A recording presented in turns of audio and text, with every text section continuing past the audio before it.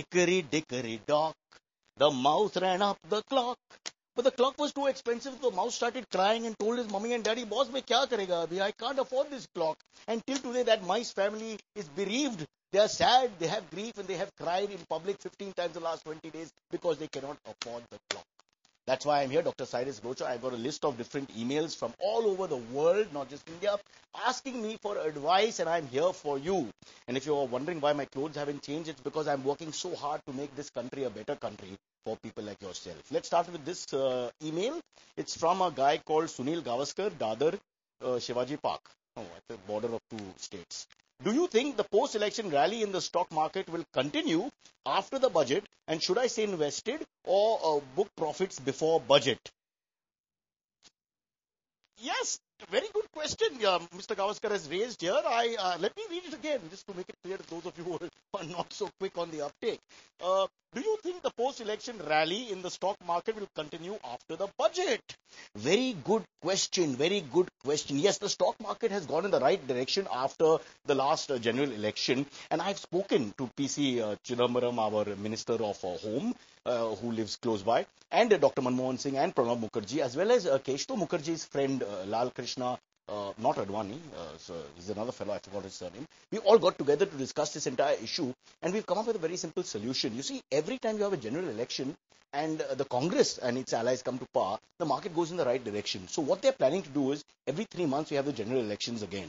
You know what this means? Two things. One, of course, that we will spend a lot of money on infrastructure and elections, and there'll be no dry days, or rather more dry days. But sadly, the second thing is IPL will be cancelled forever, because then we can't afford to have IPL, because every 3 months we'll be going into elections again. But I think for the sake of democracy and for the sake of our country, this is a step in the right direction to allow general elections to give you that kind of a buffer, and to allow the size and growth of the entire industry, not just the stock market, but all the associated, affiliated satellites which come against and around the beautiful stock market. I hope I've answered this very clearly. And the second part, Gavaskar says, stay invested is my point, or book profits before budget.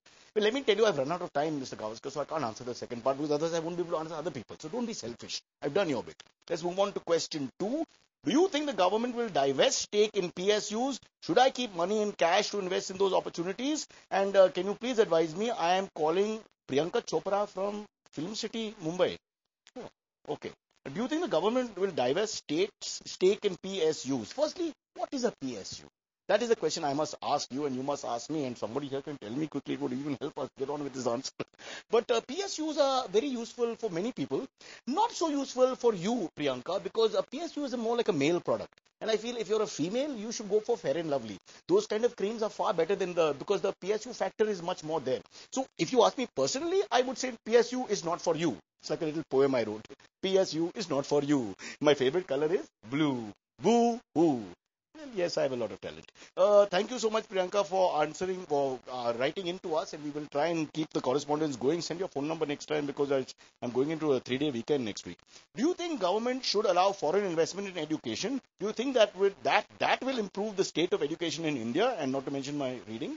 And it's from, I can't believe this, Mulayam Singh Yadav, UP. Where have I heard that name before? Do you think government should allow foreign investment in education?